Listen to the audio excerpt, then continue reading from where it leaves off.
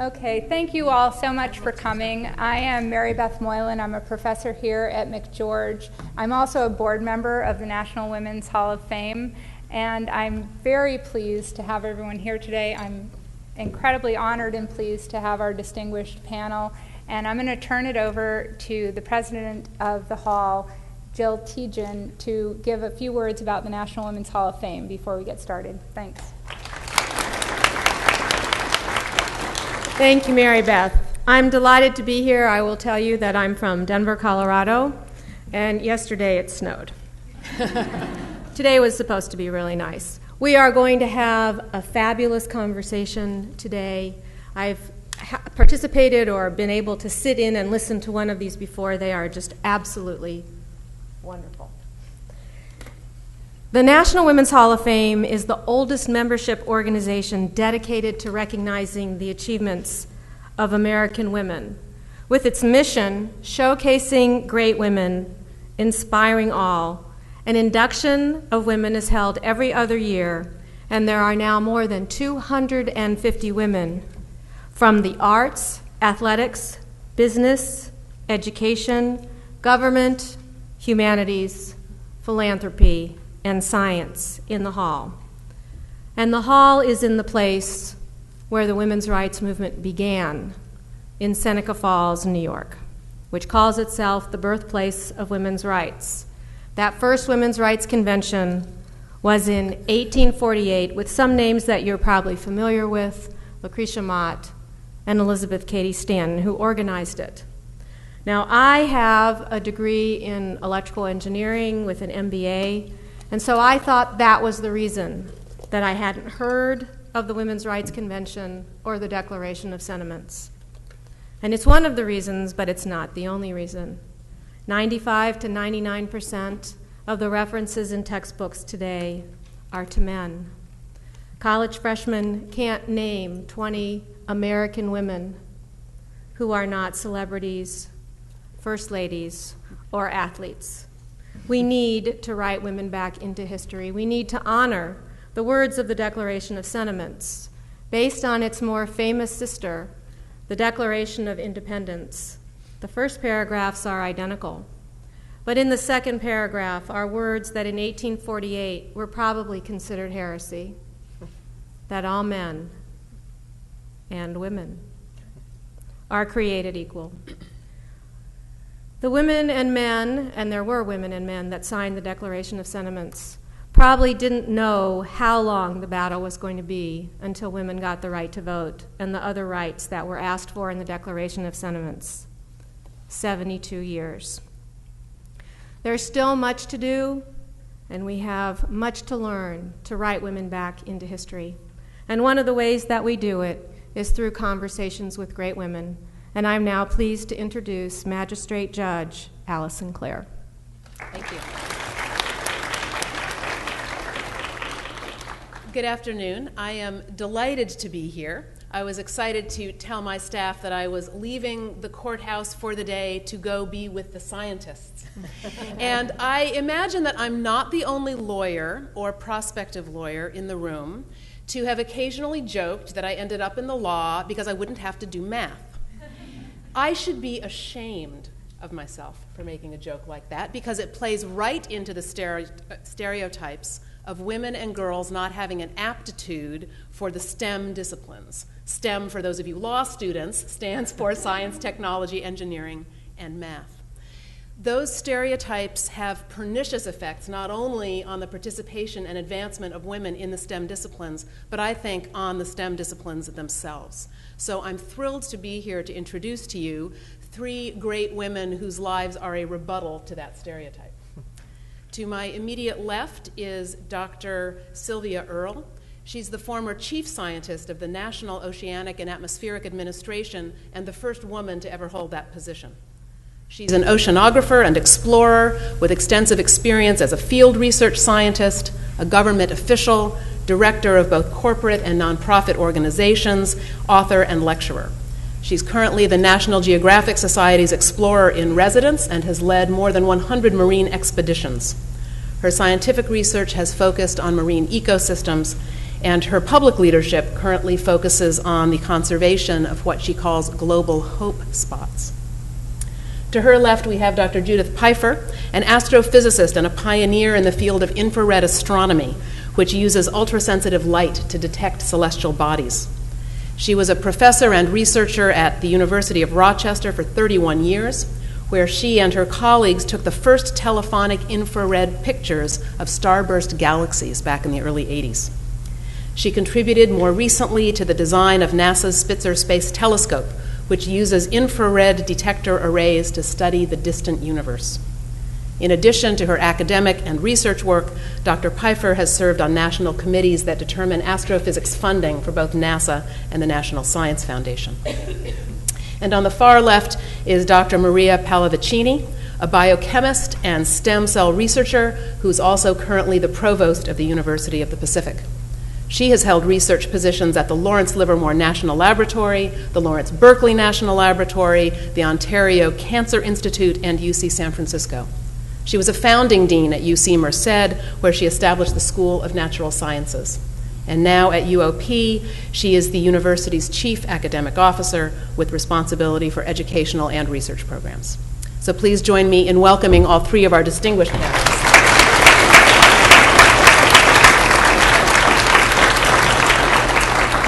And I feel like a talk show host. It's my pleasure to kick things off with some questions for the panelists. And my first is a very general one, but it's in two parts. What do you each view as your most significant accomplishment or accomplishments?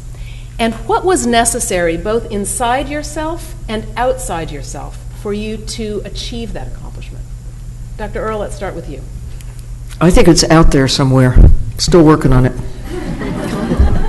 And what will you need inside yourself and outside yourself in order to get there?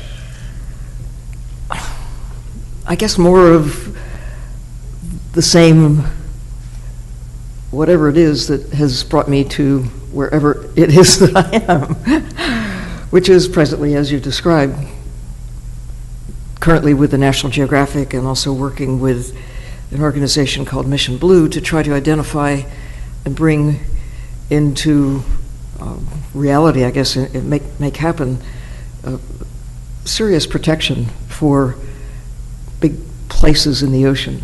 The ocean is in trouble for various reasons, and therefore we're in trouble, so I've got this self-assigned appointment to see what I can do about it.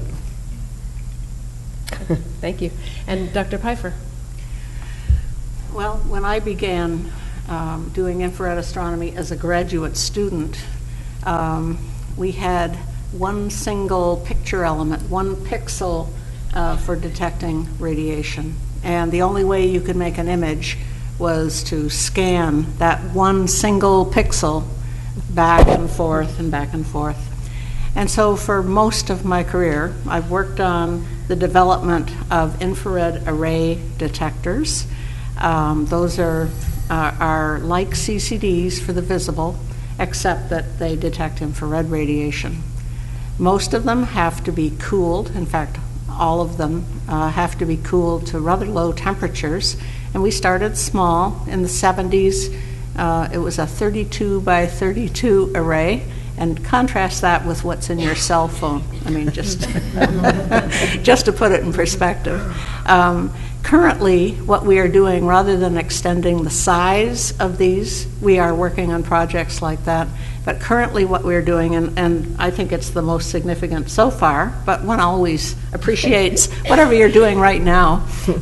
The most significant accomplishment, I think, is we have been working on a longer wavelength array out to 10 microns, which is 10,000 nanometers, to put it in units that students would understand. We have made a great stride forward in the last couple of years because we have managed to develop these devices so that they can operate in space cooled only by the coldness, the radiation in space, rather than having to fly them with cryogenic things like liquid nitrogen or liquid helium or other very cold liquids.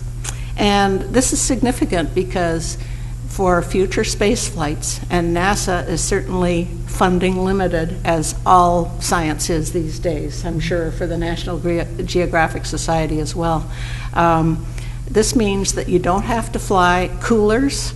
They're called closed cycle coolers. You don't have to fly cryogens. You don't have to have a special vacuum doer, which is like a thermos bottle for very cold substances. And you don't have to have all that extra weight. And so we're very excited about this. And we're applying it to a project which has relevance in the press these days. That is, it's called NEOCAM, Near Earth Object Camera. Everybody's well aware of the problem in Russia recently when a meteor came crashing down in Chelyabinsk. And the project we're working on is to try and determine where these things are well in advance, the near-Earth objects, so that some action can be taken. And we consider this just a lot of fun. Now, necessary, you said, the next question you asked was, what was necessary inside and outside? Probably the same thing. You have to gather the funding. That's the outside. And it's always difficult to get funding. Right now, funding at NASA is one project out of 10 gets funded. And so it's very, very competitive. Inside, it's just a matter of will. Wanting to do something and investing whatever is necessary to get it done. Dr. Pallavicini. So in the kind of in the vein of talking about research accomplishments first, I think my most interesting and probably most relevant accomplishment as a scientist was determining that stem cells, which most people think are just cells that are in embryos, or sometimes you realize they're cells in adult tissues, that stem cells actually exist in tumors, and that these stem cells have abnormalities in them, that genetic abnormalities that contribute to their ability to continue to grow the tumor. In fact, that those stem cells have very different properties in response to drugs that allow them to basically escape the mechanism of actions or the cytotoxic or the killing effects of most chemotherapeutic drugs. And so stem cells are responsible, genetically aberrant stem cells are responsible for starting a tumor. They are responsible for a tumor responding or not to chemotherapy. And that, in many cases, these stem cells are the ones that are the culprits of coming back after a tumor is theoretically gone and cured. That when and you're in remission, that in some patients these cells will respond to, will contribute to relapse. So that was an incredibly fun time in my life at UCSF when we were discovering that, and it emanated from a lot of stem cell work that I had done elsewhere. But I would say also, to take it out a little bit, and I know you only asked for one, but I really think one of the accomplishments that I'm also most proud of is my family. I raised 3 daughters who are competent, who are fairly self-confident, who are productive, and importantly, they are happy. And happy with themselves. And I think that's so important as a parent. You'd like to see your children be happy when they leave you and they grow up. And so for me, that's a huge accomplishment as well, as my children are now daughters producing granddaughters. So, so I would like to say there's certainly a work part of me that's very proud of what I've been able to accomplish, but there's also a personal part that while we were doing the career and doing all that, we're able to produce to produce children who have grown up and are happy. I think that as we go on with the conversation today, questions of work-life balance are very likely to recur, given the fact that we have some high-powered and accomplished female scientists who are both scientists and women. So please consider every question that I or one of our audience members asks as inviting a response to the extent it's relevant to your life that comments on that angle. And this question would be an example. All of us in the course of our careers, and this goes for everyone in the room, has had obstacles to overcome. I'd invite each of you to share an obstacle or a couple of significant obstacles that you had to overcome in the course of your professional or personal life, to the extent that it affected your professional development, and what it took to overcome that obstacle. Starting with you again, Dr. Earle. Well, when I was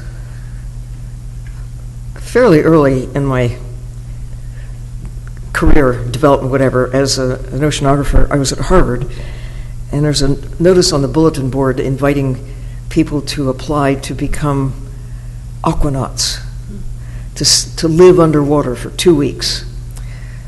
And the pitch was, come up with a project of your own choosing, submit it to the review panel at the Smithsonian Institution, and if you were chosen, you might, along with a team of 4 others, be 5 people in all, an engineer and 4 scientists, have a chance to live underwater in the U.S. Virgin Islands for 2 weeks. It would require training in advance of at least another 2 weeks. So I had been diving for some years before that in connection with my research. And the idea of living underwater, staying underwater, to make the ocean my laboratory was pretty appealing. So I got together with several of my scientific buddies. They were all guys, but I didn't think anything of it, and neither did they. And we submitted a project together to look at the behavior of fish, and my specialty, marine algae, over the 2-week period. And we would have to train to use special rebreather equipment of the sort that astronauts use when they walk on the moon. This preceded the use of such systems for astronauts, though. In fact, it led to some of the developments that NASA later used for walking in space. But so my proposal went in, time went by, I got a call asking if I'd be willing to join a team, or if they put something together that would be just women. And as the layers of concern were peeled back, it turned out that nobody expected women to apply. This is before there were astronauts, women astronauts. 1970 wasn't that long ago. And now everybody sort of takes for granted that there are women out. There were no women as astronauts. Some had trained, but they weren't allowed to actually fly at that time. And when some of us did respond to this invitation, turns out our qualifications were pretty good. And they didn't know quite what to do with us. But the head of the program, James Miller, I think he had a good marriage. And I think his mom must have really loved him and whatever, because what he said was, well, half the fish are female. I think we could put up with a few women. It came down to him making that decision that has really made a huge difference, not just to those of us who participated in that program, but NASA was very much involved with this experiment of living underwater in 1970. And they said afterwards that the success of the women's team, as it turns out, convinced some of the skeptics that it was going to be all right to have women as astronauts. Like, yes! So I didn't do much to overcome it. It was just a matter of getting the right application at the right time and the right reception. And I think the thing about that we had to overcome, though, was the unexpected avalanche of attention. I was truly what they call an ivory tower scientist. I was Harvard, and I was very serious about being a scientist. And the idea of speaking to the press was, I'd rather face 1,000 sharks than face the press. And sharks are no problem, but the press, you never know. And the National Geographic asked me to write a story about it, and my first reaction was, no way. Because even though I love the National Geographic and grew up with it, the house is stacked with those yellow bordered magazines, but the idea, again, it's popularizing your science, even with the National Geographic. But finally, I convinced myself it was okay. I had just read a little, well, it's another whole big story, but anyway, I convinced myself that it was okay to do that there was some precedent by scientists for whom I had great respect, who said that they had struggled with a similar kind of thing, of your fellow scientists will scorn you for talking to the public and addressing a more open audience than just your scientific colleagues. But the advice that I got, not by talking with them, but by reading what they had encountered, and they're guys, not women, but they said, you have to do it, you have to give back. You must convey what you know to the public. So I got over it. I wrote for the National Geographic. I've been doing it ever since. And the readers of National Geographic, thank you for reaching us. Dr. Pipher. Yeah. Originally, I was going to say, until I heard what you had to say, I was going to say that I very often did not encounter obstacles. Although I was nearly always the only woman in a large group of men. I found There's nothing wrong with that. No, it was fine. I usually found them to be extremely supportive. Yeah. The professors, the students, everyone. And I would say that obstacle-wise, I didn't run into anything, not in the university. I did make always an effort to make sure that I didn't behave in a coy fashion, for example, things that don't have any place in science. But nonetheless, they were great, and they continue to be great. The people I work with continue to be great. The only thing I can think of, actually, along the line that you're talking about, is that the very first proposal I put into the National Science Foundation, it was for work that obviously I was hoping to do myself with my students, and I received a response back saying that they couldn't fund me to do that, but if I wanted, they would fund me to go and work with this guy in Arizona. Well, for reasons that I won't go into, I was disinterested in this notion, and I declined. And that, I mean, I didn't run into anything like that ever again. Mm-hmm. I even, by the way, got a grant from the National Geographic Society for a number of years for some of the work that we did. Very cool. Yeah. Good on them. Yeah. But that's the only thing I can think of in my professional life. Now, when it comes to personal things that you asked about, I was a pretty shy girl when I was a graduate student. I wasn't very outgoing at all. And when I got to my first professional position at the University of Rochester as an assistant professor years ago, I found that I couldn't be shy. I had to be aggressive. I had to know exactly how to proceed. And this created some difficulties with my husband for a short while, because my personality was not the personality of the woman he had married. However, my husband was one of the most supportive guys that you can imagine. In the long run, we got over that difficulty. Provost? Okay, so I'll talk about two areas, kind of following up on both of the comments.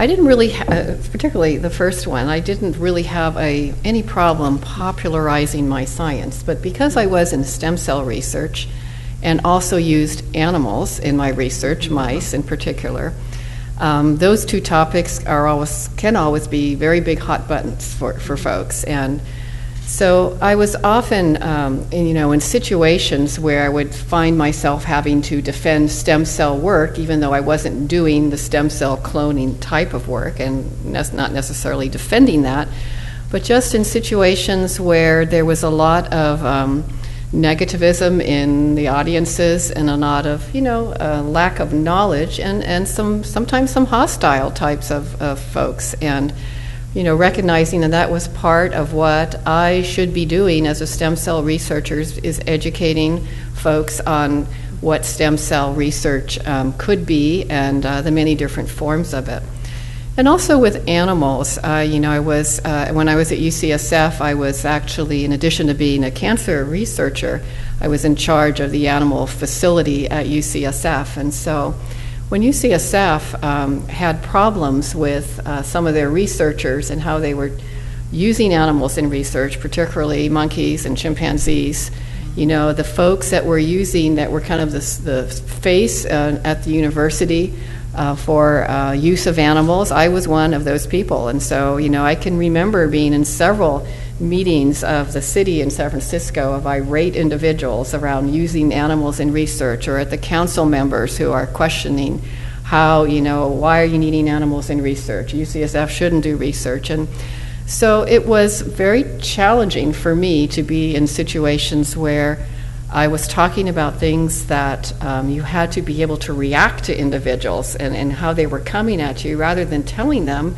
about all the great discoveries you were making about stem cells and cancer. It's a very different kind of dynamics, and that was challenging for me, and it wasn't a position that I really liked to be in. I didn't like to have to do that, but I learned to do that and learned to do it fairly well. So the other area, I think that as a scientist, that was the biggest obstacle, and I'm sure we can all relate to this, is just the vagaries of getting grants funded. You need grants to do your research. You need to be able to ask the right questions. You need to be able to ask the questions that you think the funding agencies would be interested in. You need to be able to write a proposal where the work's pretty much done, because otherwise they would say, oh, this is too risky. And you have to be able to just persevere in these grant proposals. And so many times, and I look back on my life with family and children, and so many times around holidays, Memorial Day, Labor Day, it was always, those were always the weekends before the grants were due. They were always due like a week after, and so many of those holidays were around writing grants. And so, time was always an issue, whether it's time writing the grants or time with a family, and really being able to be fairly thick-headed that after you spend all that time writing those grants and you'd get these comments from the reviewers, no, we're not going to fund you because it's too risky, or you don't think we can do it, or whatever, and you already have the data, and you say, we showed you we could do it, and why don't you believe us? And so just being persevering and having that fortitude to go forward with your vision, and the question that you're asking, you got to believe in it, and you just have to go forward with it. And it just takes a lot of hard work and just a lot of fortitude on doing that. And I think I've heard that from both of you. So. And how did you learn that skill set?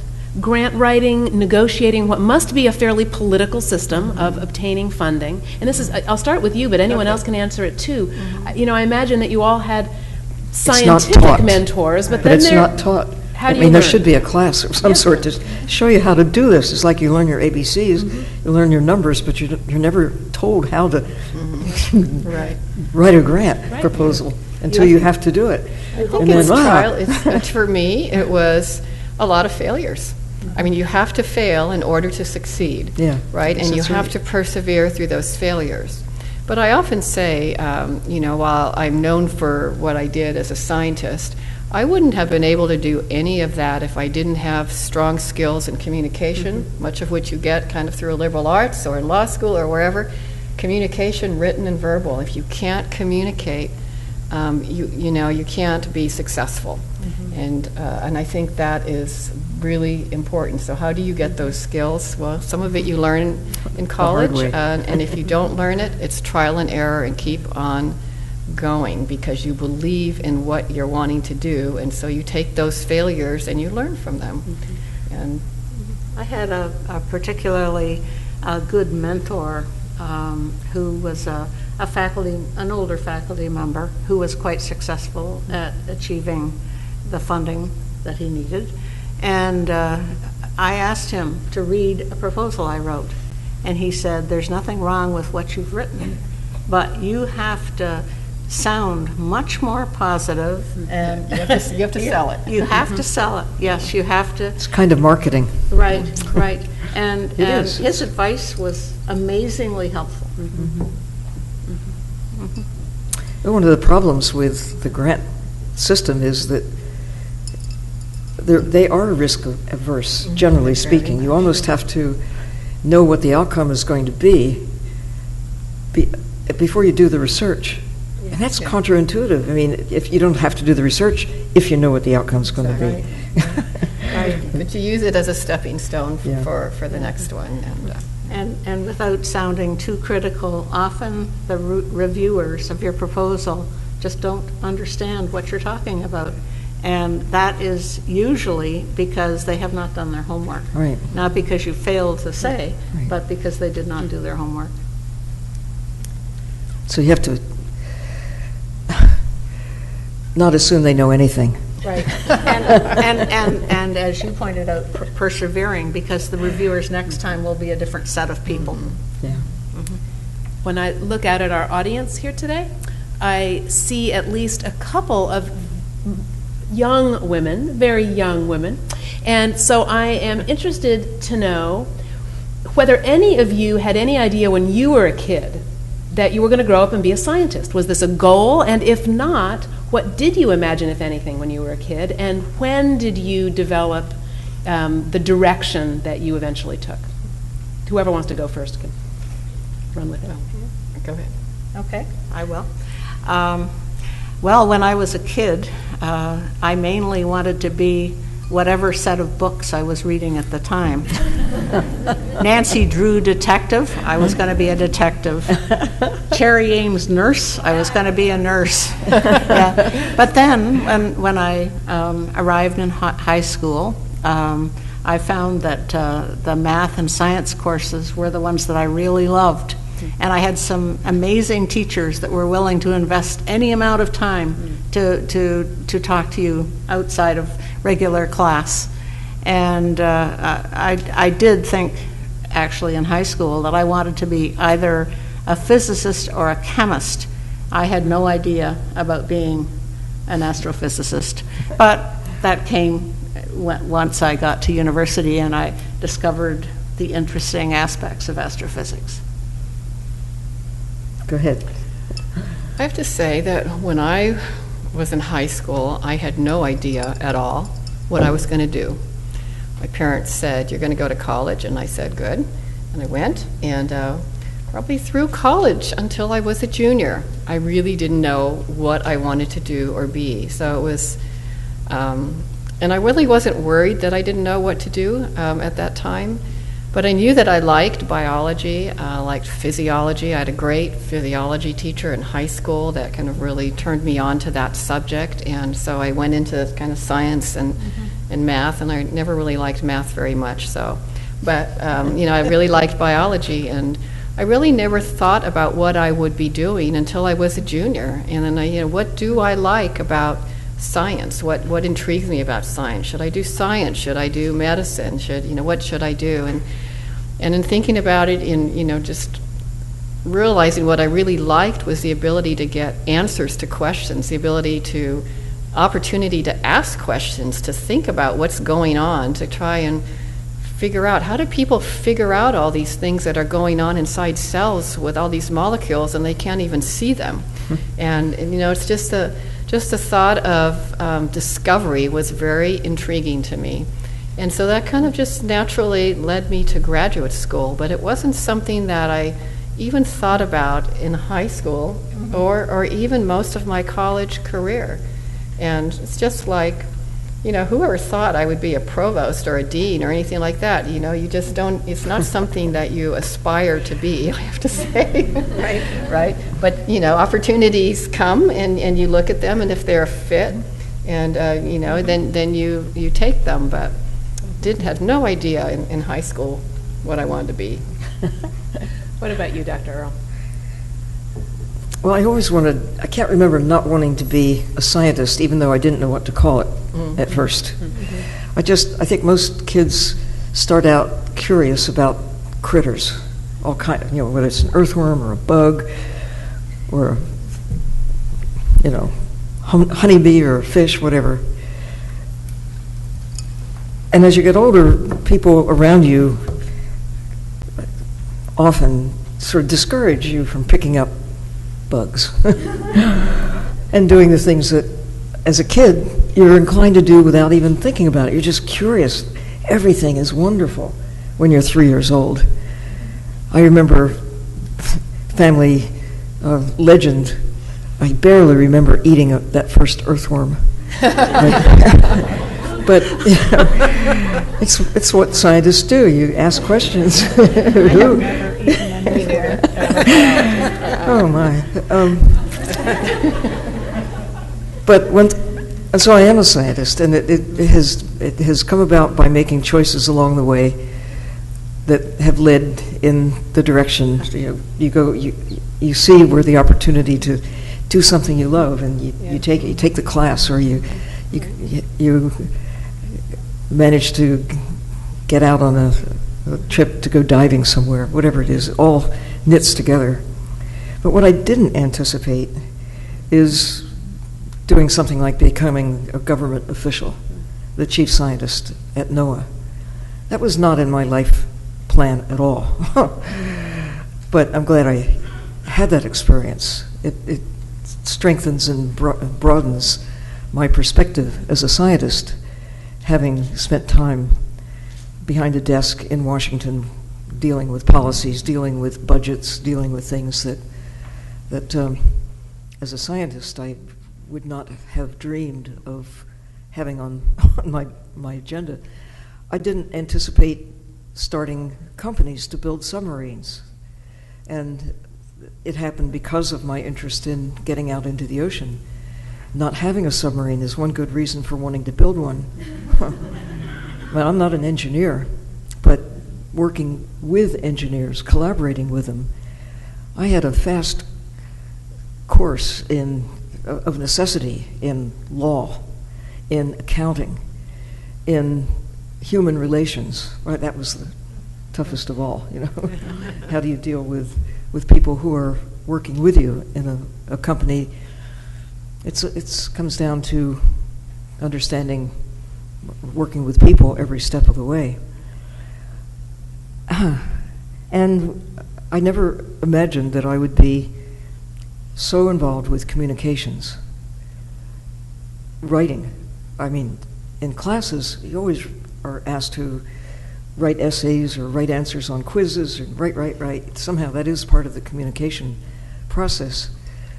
But it was actually working with the National Geographic that provoked me to write outside of the arcane language of a scientist and doing scientific publications that are read only, for the most part, by scientists. And my first article for the Geographic was published in 1971. I've only done, I guess, 7 or 8 articles for the Geographic over the years, but I've done a lot of writing for many other journals, Time Magazine, for example, and Popular Science, and Scientific American, and other outlets, and Red Book, for heaven's sakes. I wrote an article for Red Book about living underwater. And understanding that when people ask you questions about, like now, what was it like, instead of sort of diving into my shell, which would have been my approach, my attitude, my natural inclination, going back before the Tech-Type project. I think that's what really forced me out of my reticence and into better understanding of people are really interested. And then I asked myself, how did you get interested? Well, I read William Beebe's books and Jacques Cousteau about what it was like to dive and see and I wanted to do that. I wanted to be there. I didn't want to be them, but I wanted to see what they saw in my own way. And that writing that I looked at when I was trying to decide whether I should actually write for the National Geographic, that you have an obligation to give back. That has stuck with me. And I find that it's really not a chore, it's a joy, because you see people responding. And it's fun to see other people light up and care about the things you care about. I appreciate your comments about popularizing and reaching out to the general public about what captures you, because I certainly resonated, and I heard sounds from the audience letting me know that many people resonated with your comments, Dr. Earle, about being a kid intrigued with earthworms. And I'm sitting up here with a couple of, a marine biologist and a stem cell biologist and an astronomer, remembering being a child so excited about the night sky and the tide pools, right? Yeah. And here you are. Now, I heard two of you talk specifically about high school teachers who had been instrumental, which I think is just wonderful. I want to do this shout out. All right, all three of you, shout out to our educators. And Dr. Pipher also earlier mentioned the mentor who had read her grant proposal. So I'd like to hear more from each of you about the role of mentorship in your own professional development and any opportunities that you have had to serve as a mentor to other scientists, especially but not limited to women scientists. Well, I'll go ahead. So I mentioned my wonderful physiology teacher in high school that really got me interested in biology. But when I went to grad school, I was talking with my mom, and she said, "Remember Mr. Cobb?" I said, "Yeah, he was my chemistry teacher." And she said, "I just want to let you know that at parent back-to-school night, Mr. Cobb told me, Maria's really interested in science, but she really doesn't have what it's going to take." And my mom never told me that, to her credit. So as parents, I know we're all very positive, because I think if she would have told me that, or she would have let that teacher guide her on how she was, encouraging me just to go to college, not necessarily in science or anything, that would have made a big difference in my life, because you parents and you listen to what teachers say. So kudos to my mom. You can go back to him now and say, "Neener, neener, neener." Yeah, well, I did when I got my doctorate right back, and thank Mr. Smithhausen for physiology and tell Mr. Cobb. Anyway, so I think role models are really important. When my first job after my postdoc, I also had a great role model. Was my boss, and he was a physicist. And I worked with a lot of very interdisciplinary teams working on stem cells and a lot on technology. We did a lot of technology development. So I worked with engineers and physicists and so forth. And he was always very helpful in helping me, read, prep for what I was going to talk at conferences and things like that. And he's still someone I'm very close to today. So you asked, about mentorship for others, and I think that is one of the most rewarding things about being in education, is your ability to make a difference in the lives of so many people.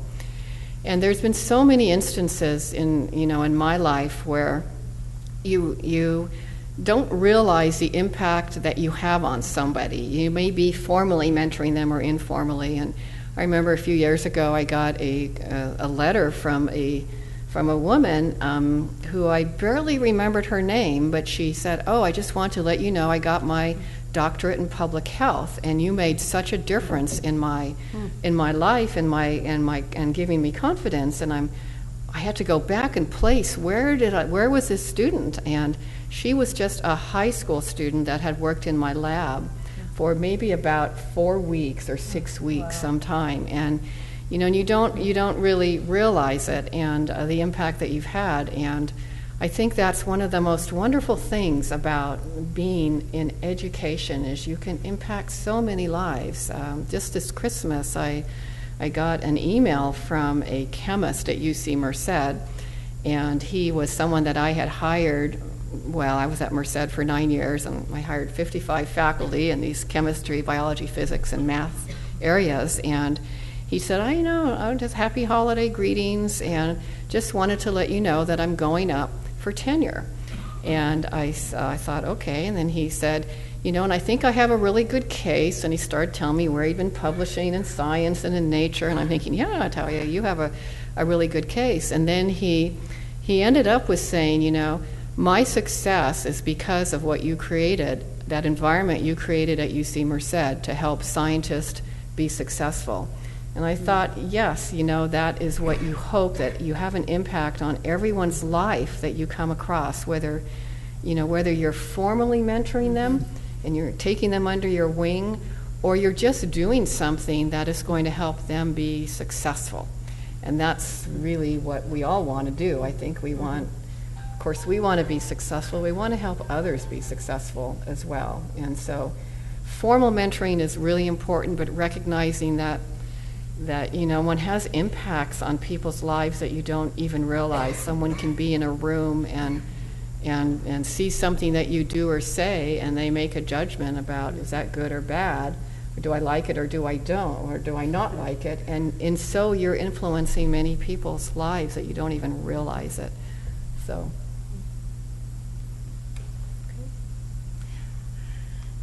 Well, my first mentor was my mom.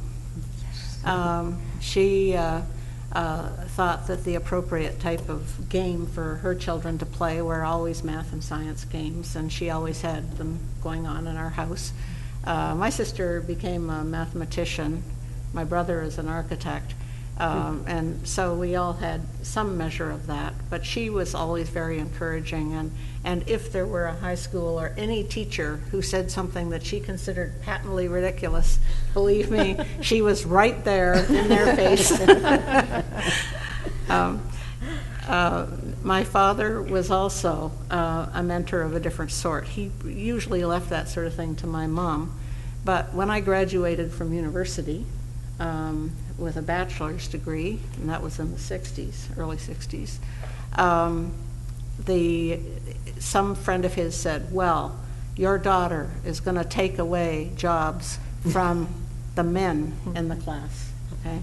And my dad, to his credit, said, if she wasn't smarter than they are, she wouldn't be able to take away the jobs.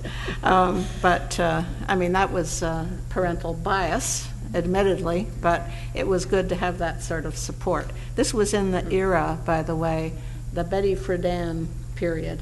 I don't know whether the students out there know about what the 50s and the 60s were like, but in the post-war era in particular, young girls were encouraged to be happy homemakers, and it wasn't until Betty Friedan came along and published this book, The Feminine Mystique, I think it was called, that things began to change, but she was considered very arrogant in the extreme. As far as mentoring, I've had a much narrower career than the two on either side of me. I have focused almost entirely on my academic life, and the surprising thing that I work a lot in technology, as you might be able to guess. That was because there wasn't anything out there to use, and so you had to do something about it. And I had mentors in that field as well. But the good thing is that the young women students that we have, I always have 1 or 2 women graduate students in the lab working on technology with us, and I always find that they're always happy to speak to you. I certainly maintain an open door policy. I don't even close my office door unless I'm on a telecon and the subject matter is private. And the students feel free to drop in any old time they want, and I think that's important. Great. Well, there's a number of people who really stand out, and some of my mentors I say I've never met. I've just read their writings. I'm so glad.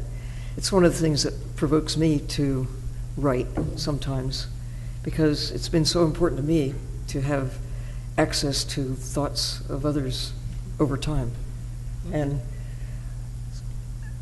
I had an English teacher in the 8th grade who inspired a love of words, of grammar, for heaven's sakes, because she loved it herself. And I wasn't the only one who was inspired by her. My older brother thinks that she was the best teacher he ever had. I think she was right up there. I don't know that I have one that I would rank the best teacher, but she, just a suite of really excellent individuals. And, of course, my parents. It starts out that way. If you're really lucky, you have parents who care about you and who really invest in you and want you to succeed and go out of their way to make it, open the doors for you. And I am certainly blessed with parents like that. So Catherine Bowen was a hero. She made words come alive and the structure of sentences. Oh my gosh, it was a great quest to figure out how things fit together. It was almost an engineering project. And in the 9th grade, I had a science teacher who encouraged me to be different from, sometimes if you're different, you get squashed down and you have to conform. Well, this one seemed to really take pleasure in allowing me to stretch and to do things that the other students weren't interested in. She seemed to think it was entertaining for me to bring in a bucket of seawater and figure out who lived in. It wasn't in the classroom agenda, but anyway. So she was really good. And I think that if there was a star, it was probably the man who turned out to be my major professor, who, among other things, just expressed confidence that I could do it, whatever it was. A bit like my parents, that no obstacle seemed too great for me, for him to say, "You'll figure it out," or "Have you tried this?" or it's either leap over it or go around it or bore through it or go under it, but don't let it get in your way. It was because of him that I was asked to take the place of a fellow graduate student when I was at Duke, who at the last minute could not participate in an expedition to the Indian Ocean. I had never been west of the Mississippi River, and the idea of going to the Indian Ocean for 6 weeks on an oceanographic research vessel and to dive in places where no one had ever dived before. It was almost a footnote to discover, after I had said yes, I'd be willing, got my family, I had 2 small children at the time, made arrangements, that somebody noticed that I'd be the only woman with 70 men. And it was actually a reporter in Mombasa soon after we arrived who sort of made something of it, because he interviewed the 12 scientists who were involved on this expedition. The rest were crew. And we all poured our hearts out about what we planned to do during our time in the Indian Ocean, International Indian Ocean Expedition, National Science Foundation. It was a pretty big deal. But the headline the next day was "Sylvia sails away with 70 men." And the subtitle was, "But she expects no problems." I mean, it was like, as if being with 70 men would be a problem. I mean, You're with 70 men all the time. Yeah, of course, that's exactly right. So, but it was Harold Hum who didn't bat an eye. It just said, you can handle this, go. And so having somebody who really takes your side, paves the way, opens the doors, believes in you, whether it's a teacher or a parent or both, or a friend or a brother, whoever it is, have somebody who can pick you up when you doubt yourself and keep you on track. It's a real gift, and I was blessed to have several such individuals at crucial times in my life. And when all else fails, you just have to pick up the mirror and mentor yourself Well, that's a nice segue into my final question, and then we'll open it up to the audience. I recently read an article, a recent piece written by Dr. Maria Clave of Harvey Mudd College. She's the president and has done a lot of reading and speaking on the issue of imposter syndrome among women in the STEM disciplines. That's the persistent sense of being undeserving or of success, or like an imposter despite the fact that you've got very high levels of achievement. And it's certainly not a phenomenon that's limited to women, although I know that empirical studies have showed that it is more common among women, and many people think it's a particular problem in the STEM world. So I'm interested to know whether any of you have ever grappled with this yourself, and if not, how have you seen it affect the up-and-coming generations of women scientists? Anyone who wants to jump on that can feel free to do so. Sure, I can start. So yes, absolutely, I have felt that. I think there have been, several times, many times, where you're asked to serve on a committee, and you wonder, is it because they need gender diversity or diversity of some kind? And I served on many funding review committees for the National Institute of Health, similar to Sylvia, making recommendations or decisions about who was going to be getting awards on the grants. And when I first started doing that at NIH, invariably you were just one of a few women serving on these panels, and they're always back in DC. And it was always, through the back of my mind, why am I here? Am I really that good to be evaluating other people's proposals? Why do they really want me? And over time, you realize that you really are just good. You are good enough to be doing this. You have enough ideas that or enough sense that you can see through proposals that are just nonsense and those that really have merit. And eventually, over time, when you're asked to chair these committees or to be on even bigger committees, you, at least for me, began to develop, really a lot of self-confidence that, yes, I'm there because of my skill set and my knowledge of science and my ability to be able to discern what has potential and what doesn't. And so over time, you get validated that you really are there for you. But it was always, for many, many years, I thought, well, why am I being asked to do such and such? And is it because they need a woman, in their arena, whatever that arena is? So definitely have felt that. I would say that I felt that in the realm that she's discussing, of course, but also personally, when I began as an infrared astronomer, I didn't realize the extent to which technology would be the sort of life that I would spend most of my time on. And initially, I thought, well, gee, I don't know too much about this field or that field. Of course, you have to come up to whatever level you need to, and you do that on your own.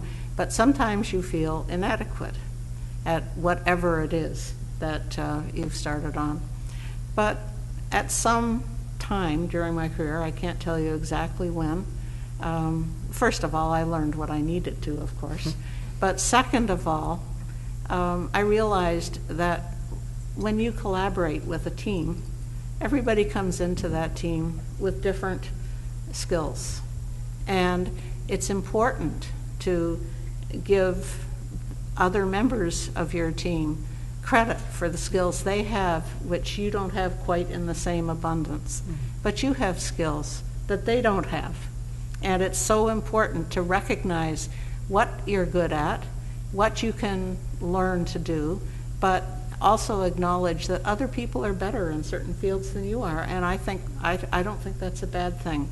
I find it very helpful in dealing with young women who come into our group who are concerned about their ability to do some of the things that they're going to be working on. And they also learn to find their place. But yes, you do feel that. It's not, I don't think it's an unusual syndrome to have. And I don't think anybody should apologize for it either, because nobody can know everything.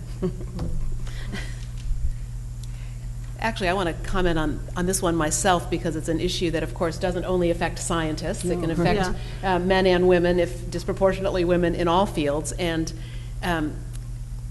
you know, when I was a law student, I went to law school when I was 30. And I think that I am seen by people who know me as a very competent and confident person. And I'm sure that my colleagues, my classmates saw me that way in law school. But the truth is, I spent almost every single day in law school doubting that I was smart enough and good enough to do what I was there to do, even though that was objectively silly. And that feeling persisted through my early career, and for farther into my career, you know, than I care to admit publicly. And I admit it publicly partly to let those of you who are law students right now who are feeling that know that you can ignore the fact that you are feeling that. I think the most important tool that I learned to help deal with that, which I try to share with students who I work with or women younger in their careers, is that the feeling of being an imposter is a feeling, not a fact. Right? True. If I feel like I may be not good enough, that means I am having a feeling. It is absolutely not evidence of my own competence or lack of competence. So I have to identify it as a feeling, set it aside, and just move ahead. And over time, the feeling dissipates, or it did for me. Well, a little humility is not a bad thing. That is absolutely correct. And if there were more of that in all of our fields, the world would be a better place, I dare say. I'd love to open it up to the audience for questions of our panelists. Professor Moylan has a mic if we need it, but anyone who's got a question, just stick your hand up in the air and I'll have you shout it out. I want to make one comment, please, just while the mic is finding a home, about your reference to the attitude in the 50s about women's place, and women's place not being competing with guys, for example. When I was at Duke, there were a number of coveted appointments for assistantships to give you some additional support, compensation, and I certainly needed it as a graduate student, and I had a number of jobs always in the department, but I was told flat out, I went ahead with the other graduate students at the time and submitted my request to be considered, but I was told that I need not bother because I'm a woman and I was just going to get married and have kids, and those appointments needed to go to the guys because they were going to do something useful with their education. Right, like I mean, that was kind of, and it sort of enraged some of the members of the faculty who were thinking otherwise. But I mean, that was the prevalent attitude of the time. That would have been 1955. Yeah. And they found another way for me to get some compensation working in the herbarium. But the idea that somehow it was just wasted effort. And now the attitude is just, you educate a woman, you educate a family. There are different ways of expressing a quite different perspective. Things are not perfect, and not just in this country. Just be glad you're not a girl in Saudi Arabia, for example, or in some African countries, or in most of the rest of the world. I mean, it's harder to be acknowledged as a credible professional, let's say, I think across the board. It just is. It's just maybe the nature of human nature. I don't know. Hey, I'm a biologist, what can I say? But it is changing. It has changed a lot, and it changes still, but so much has happened in just our lifetime, our experience. And I think my mother was, she was born in 1902, so even though she was of voting age, she could not vote for the first two presidential elections because women could not vote until 1920. And and now her daughter is an inductee of the Women's Hall of Fame in Seneca Falls, as well as a highly accomplished scientist. Yeah, well, times have changed. Yes. There must be a question out there somewhere. There is. Yeah. Good afternoon. So I am a 1L here at McGeorge, and I have a bachelor's degree in science. And I'm kind of hoping as moving forward in my career to bridge the gap between scientists and attorneys. So I was wondering, what has your relationship with attorneys looked like throughout your scientific career? And what would you wish those attorneys had done better? Okay, so the question is, what has your relationship with attorneys been throughout your career, and what do you wish the attorneys had done better? Or maybe that you had done better in working with them. I'm just throwing that part in.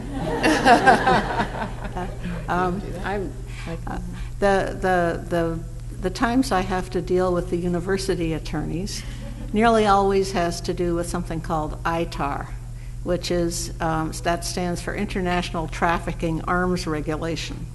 Now, it seems a little unusual that a scientist who is an astronomer should have to deal with ITAR, but it turns out that after 9/11, the type of detector arrays that I work on were classified as probable military devices, although they're not. That's unfortunately just a little ignorant showing, and and as a consequence, each university has to decide for themselves what they're going to allow that is ITAR. And the university lawyers at my university, the University of Rochester, are extremely risk averse. And they have not been forthcoming in dealing with ITAR issues. I was finally able, after a lot of effort, to convince them that by suitably locking my lab and my office and having special security on my computers and not allowing any foreign national into the lab and always monitoring who was there and a bunch of other things like that, that really it was okay for us to go ahead with our research.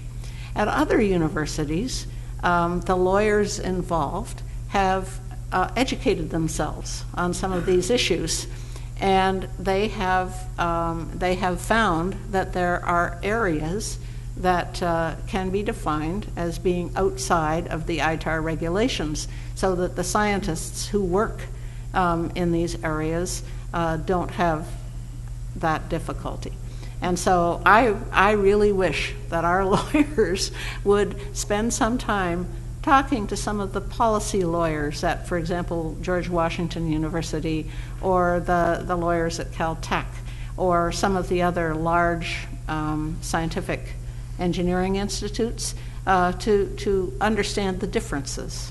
And I realize that they can influence university policy toward scientists who are just trying to do their job.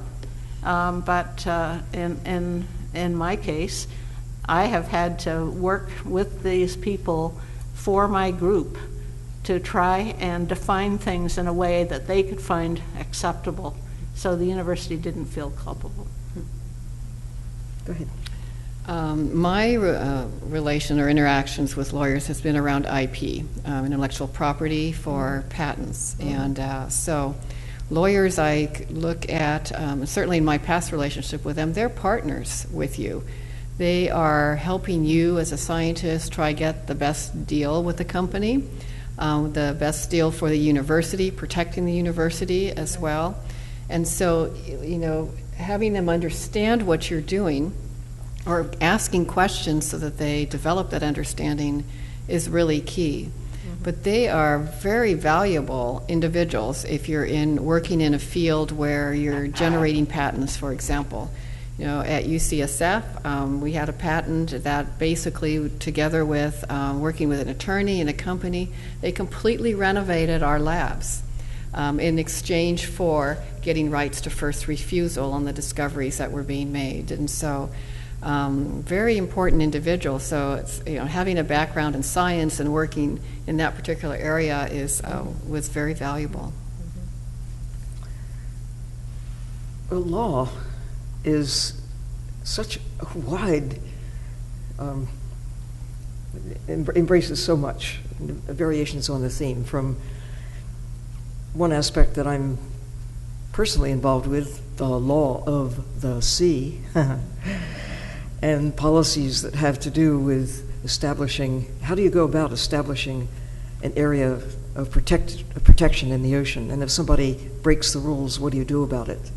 And which lawyers do you go to at all levels, local, national, international, and international law, especially when it relates to the global commons, the atmosphere, the water, biodiversity. It's fascinating.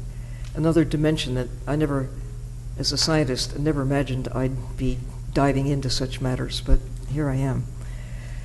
On other fronts,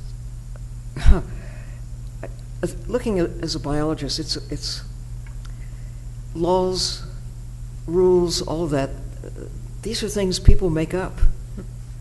They aren't like natural law, like gravity. They're things that we dream up that suit us at a certain point in time, and they change over time. I mean, now someone who's of a certain age in this country can vote. It's an idea. Women, as well as men. It's the law. Somebody had to dream it up initially, and then somebody had to modify it. People of color couldn't vote. I mean, laws, they give us form and structure, but they're not just written in granite. That's part of what makes it entertaining and challenging, because... Entertaining. What? I was just laughing at your choice of words, entertaining. Yeah. Well, it is entertaining when you think. It would be boring if it were just, otherwise. It's fascinating that if you see a law in place that you think is ridiculous or that's wrong, that as an individual in this country you can challenge it and maybe have it turned around. I mean, it's happened many times. It's a process, I think, of, at least at this point in history. So I'd be interested to see how you balance your interest in science and in law. But it's great to have some capacity of understanding each and then using it for... I was a wildlife ecology and intent major, so my biodiversity interest is very akin to yours. So thanks very much. Who has the next question? Yes, down in the front. You had mentioned interacting with other nations and doing with other people and corporations worldwide, and I know you've all written articles for various publications. Have you ever run into any obstacles in dealing with outside the United States, or what has that experience been like? Did everybody hear that? No. Why don't you repeat it? I will repeat it for everyone. So, Catherine said that you have all dealt with organizations and people outside the United States, and what have your experiences been in? Were there any obstacles, or what were your experiences in dealing with people or organizations outside the United States? Close enough?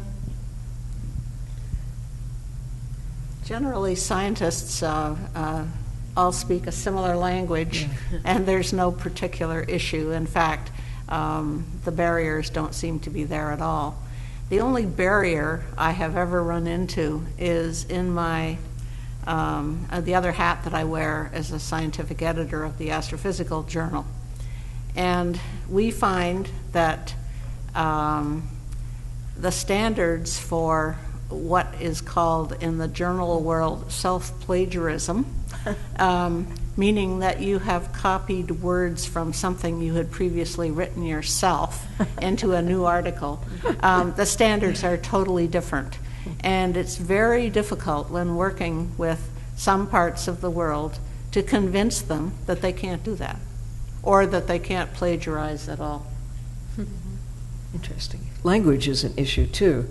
I always long for that chip you can put in your brain and speak whatever language is out there. Yeah, me too. And understand, the many dialects. It's hard enough with English. And I have such admiration for those who somehow keep in their brain 2 or 3 or 4 or 6 or 10 languages. It's the human computer, your own brain, is such an amazing device, but that's where some of the complexities arise. It's communication, even with languages that are commonly interchanged with Spanish and English. You get some really interesting interpretations, and it's even more fascinating when you see Chinese or Russian, because it's just harder to find the right counterparts. And it's one thing in science where things are more precise, even more challenging if you're talking about poetry or some other dimension where you're expressing feelings as well as facts.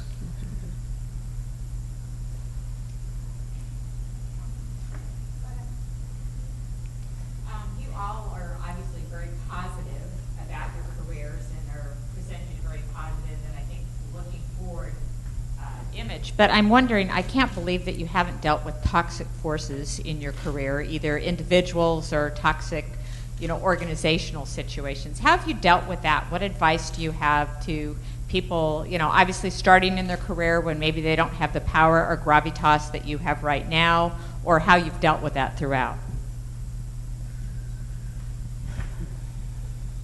I think the most important thing to do in that kind of situation is to have a conversation with the individual that you're feeling is not respecting you, or that you're feeling is toxic to you. I mean, there's nothing more powerful than sitting down with somebody and talking through that. Why do you feel like that? Why, what is this individual doing that's making you feel like that?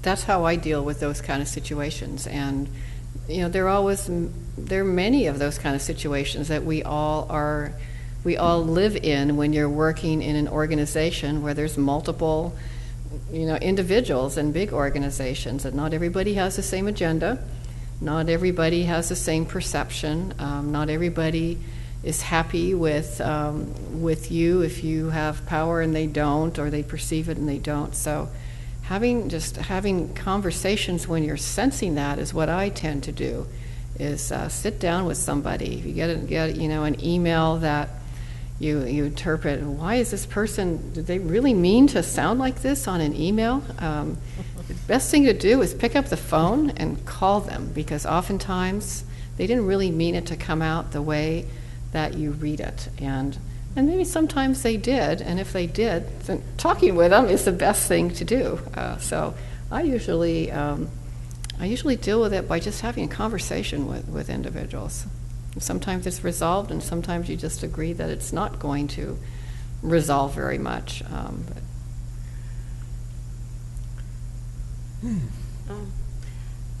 I think that the most toxic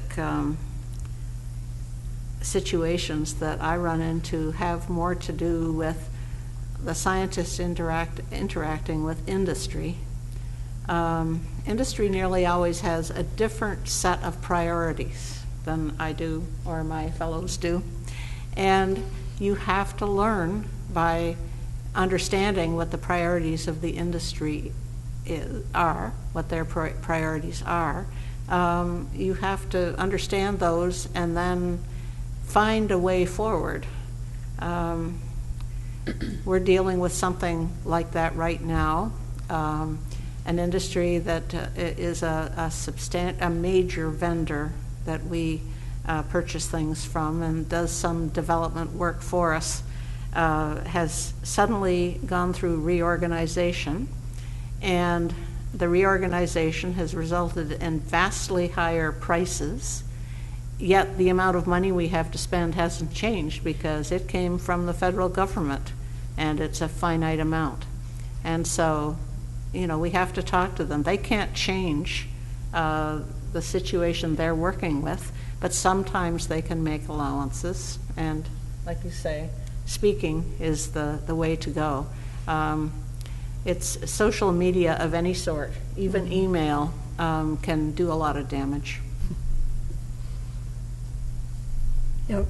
Using the power of communication is a good tool in the box, and you hope that it can work. And if it doesn't, don't let it get you down. I mean, you just have to keep going. Believe in yourself, and try to not let those who are, the word you use is toxic. I don't know.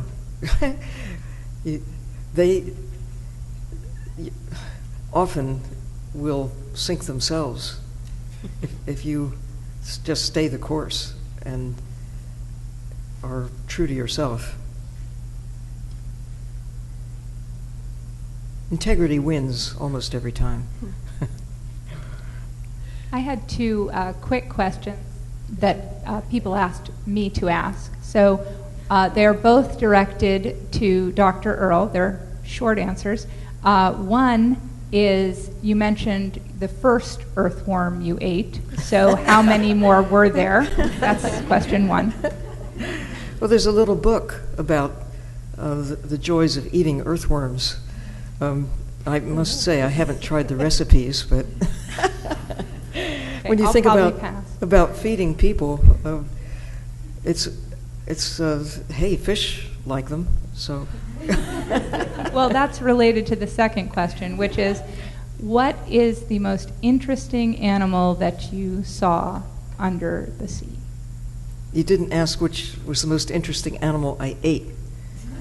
You can answer that in two parts. Actually, I try not to eat animals these days. But I choose not to eat animals. But, there's so many. One of the great, I almost want to say revelation, but it seemed so obvious to me early on that the ocean is the source of the greatest diversity of life on Earth. You'll hear and see in textbooks about how the strange and wonderful diverse creatures that live in rainforests, and it is true. They're wonderfully rich and diverse, but nothing like what you see in the ocean. If you look at the whole diversity of life, all of the many variations on the theme of divisions of photosynthetic organisms, plants, if you will, and then the whole range of what we call animals, and then the bacteria and other microbes, the archaea, for example. Things have changed so much since I began studying life on Earth that we know about their diversity, but that nearly all of the major divisions of all forms of living creatures have some representation in the ocean. And only about half have representation on the land. So if you want to see interesting creatures that you're not going to find in your backyard or in any rainforest or anywhere else on the land, go jump in the nearest ocean. Because even in a bucket full of water, you may find 15 phyla of animals, which is about the same number of phyla that you see on all of the land put together. So it's just endlessly interesting. I think more than an individual kind of creature, the two big miracles to me are how every individual, like certainly in this room, on this planet at this time, or any time in the past, or any time in the future, every single individual is distinctively different from every other one. What a concept. But it isn't just people. It's also cats, dogs, and horses, and fish, and shrimp, and squid, and octopuses, and mushrooms and earthworms. Woohoo! That poor individual earthworm that I consumed. Pine trees, even the leaves on trees. If you line up 500 leaves from a ginkgo tree, you'll find that you can't find an absolute match. They're all different. And that's a miracle to me, that life can be as diverse as it is, and yet we are all held together by some common chemistry, so that the difference between bacteria and pine trees and humans and horses isn't that much in the greater scheme of things. I mean, there are differences, obviously, but still, the chemistry of life has certain rather fundamental recipes, and we're all connected. And I love it. And I think that's what I find the most interesting of all. We have 2 more questions that I know of. Here's the first one. When you respectively entered your fields, did you feel like you were breaking a gender barrier? And if you did feel that way, was it a motivation, or were you guys just following what you love to do? Can you repeat it, please? I can repeat it. The question is, when you entered your respective fields, did you feel like you were breaking a gender barrier, or did you do it because it was just what you felt like you wanted to do? Well, we all knew that we were breaking a gender barrier, I suspect, but it's that was not the motivation. It was simply following your basic inclination to do what you know that you could do and do it well. Yeah. Agree with that. Yeah. Well, after the success of the TechType project in 1970, some of the other aquanauts, the guys, were convinced that we had more time in the water and we, by the measures of success that the NASA engineers psychologists were applying, that we excelled over any of the men's teams. It's because we were trying to show them up. I mean, like, come on. What do you think? We were having the time of our lives, but we weren't trying to best anybody, just trying to do what we were trying to do. I suspect that you have too, that you're being selected because you're female. You are. It's not because you're so outstanding. It's because you're a girl, and you're try harder, and you're noticed more, and all of that. And it's again one of those things that you have to shrug off and just keep doing what you're doing because why you're doing it. You're doing it because you love it. You wouldn't criticize a guy for excelling. Yeah. But sometimes a woman does get some heat for excelling, as if you're trying to do it just to show the guys up. Like, no, come on. Not even trying to show anybody up except myself, just trying to be the best I can do. And it's not, this is not a competition. I mean, I think it's viewed sometimes that way, but it definitely is not. I think that's true. Yeah, I agree. What is the percentage of women in your classes, Mary Beth? We probably are a little over 50%. 54, I am informed. 54% women in the first year law student class here at Pacific McGeorge. Mm-hmm. That would be refreshing. The world has changed. Yeah. Oh, that's great. Are you willing to take one more question? I know we're a little... I have a comment to make. Okay. While you're racing to the microphone. I had a very satisfying, curiously satisfying moment when I was the chief scientist at NOAA. One of the attorneys came in one morning and he said he was just killing himself, couldn't contain himself with laughter because his son, 7-year-old Danny, had a book. It was about the life and times of Sylvia Earle that somebody had written. And it described living underwater, driving submarines, being a biologist, swimming with whales, surrounded by sharks and doing all this cool stuff. And he said to his dad, after having had that book read to him night after night after night, "Dad, I mean, can boys do things like this when they grow up?" It was like, yes.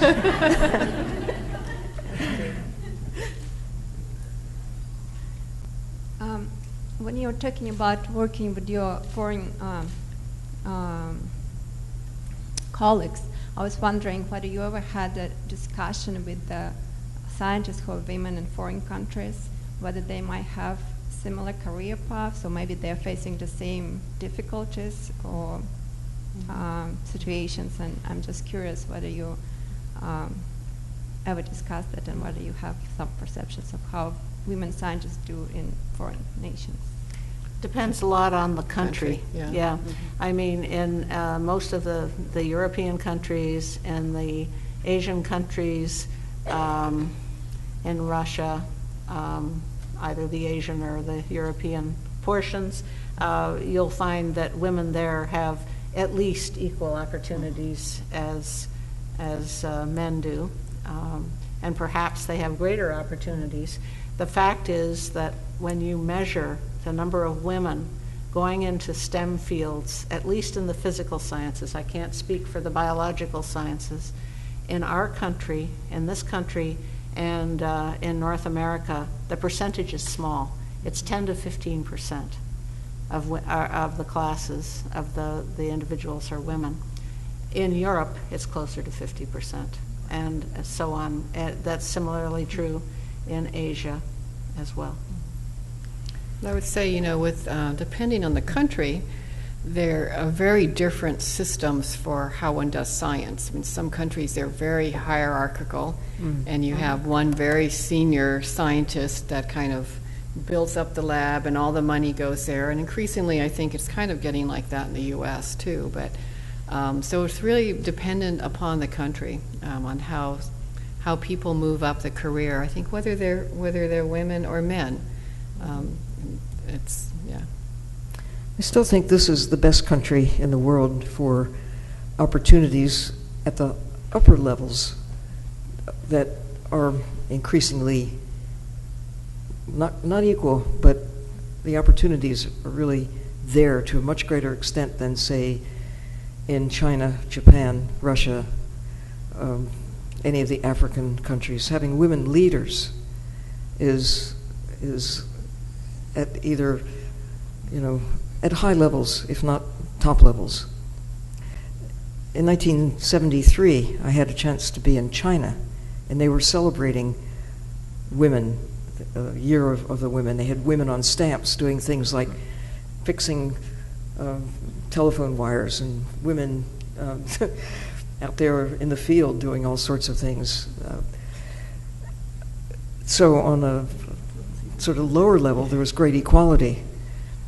But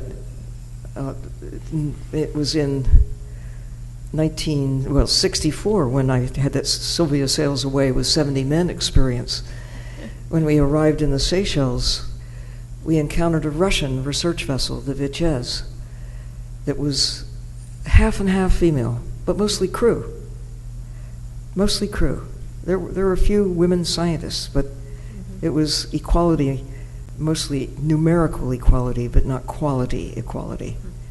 So there's a difference. But now you see in this country, it's still not 50-50 by any means, and there has yet to be a woman president, and some of the other countries do have women political leaders at a much higher level than we have allowed in this country, and the number of senators and representatives in Congress, still a minority for women. But think about it 50 years ago, or 100 years ago.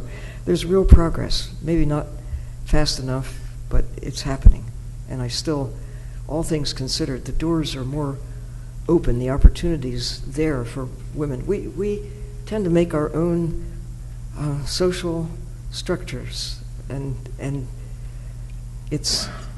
we may be, as women, through our own attitudes, the biggest barrier to gaining higher levels of engagement.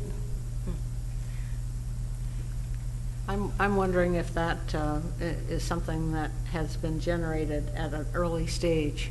I mean, certainly when I was in high school, it was not considered a popular thing to be good in a STEM subject. That's right. Yeah. I do not know whether that is true today or not. Let me ask you. We have plenty of young people out here.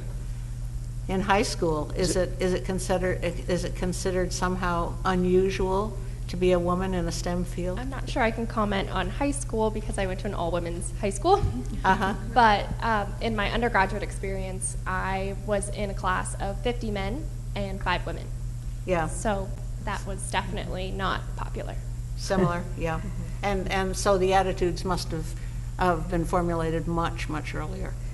So one of the interesting transitions that I've observed is that typing used to be for girls. Yeah. Well, who isn't competent now with a keyboard? I mean, it's become what a shift. What a shift. Guys never typed. Never. Find one now who doesn't. All right. Well, thank you all very much for coming. Certainly, when I contrast the stories that you all told about your earliest career and contrasting your careers, especially with your mother's life, right? And then being reminded that today in the undergraduate classrooms of our universities, there's still a gender disparity that's pretty great. We have the reminder here today both of how far we have come and how far there is to go. And it's very gratifying to me, and I know to everyone at McGeorge and at the Women's Hall of Fame, that all of you are committed to being part of that process of continuing to see through the sea change that these women's lives represent. Thank you very much. Thank you.